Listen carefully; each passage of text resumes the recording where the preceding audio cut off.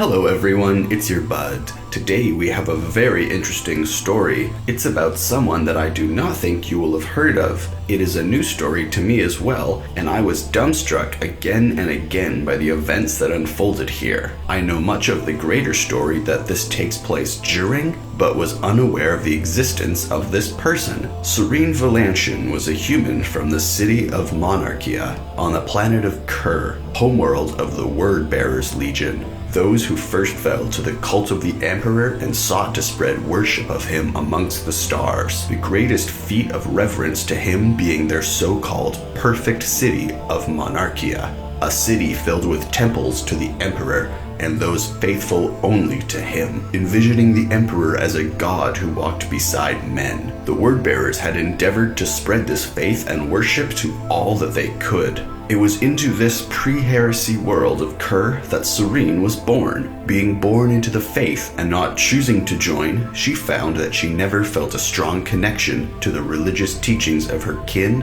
and the imperial cult, never holding belief in the cult of the Emperor. In fact, her true feelings were more of unbelief in such a thing. And so the day came that the Emperor enacted his plans against those who rebelled from his strict instructions and from belief in the imperial cult. Giving 6 days of warning, he then returned with a chapter of Astartes and laid waste to the city of Monarchia, and all its temples to the Emperor and places of worship were scoured clean off the planet. Despite the warnings given, many stayed. In fact, Cyrene left the city, however stayed so close that when the orbital lance strikes hit the city, she became blinded as her city was burned. After the destruction of Monarchia, Lorgar slipped into a deep melancholy and left his planet with the Word-Bearers.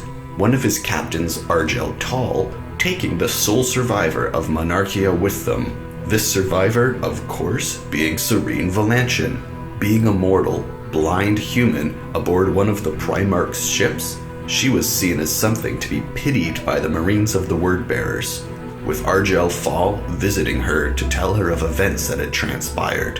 This is still pre-heresy, so much of these events were just the normal goings-on. Eventually though, the meeting and tellings of events turned into confiding in her, as her unbelief in the Emperor was seen amongst the newly spurned Word-Bearers to be a sign of prescience or insight, making her akin to a saint of the Word-Bearers. Remaining closest with the man who saved her life and first approached her after the destruction of Monarchia, Agel Tal, she would eventually help to guide him on his path to be one of the first to share their bodies with demons from the warp, her importance to the chapter growing more and more by the day.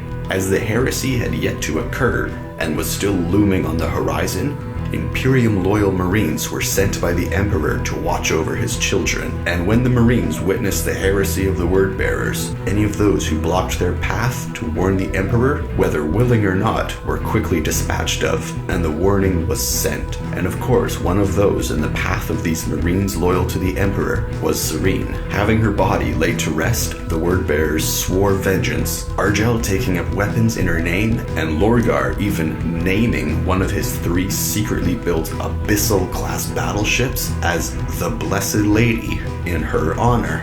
After sweeping through much of the Imperium in revenge for the Emperor's destruction of their perfect city and rebuking of their faith, the Word-Bearers openly fell to chaos, worshipping the ruinous powers and scheming for the destruction of the Imperial truth. It was then that Agel brought up the idea of reviving Cyrene to Lorgar, as many of the faithful had raided her coffin and stolen her bones, the remaining Marines of Lorgar becoming cultists revering her.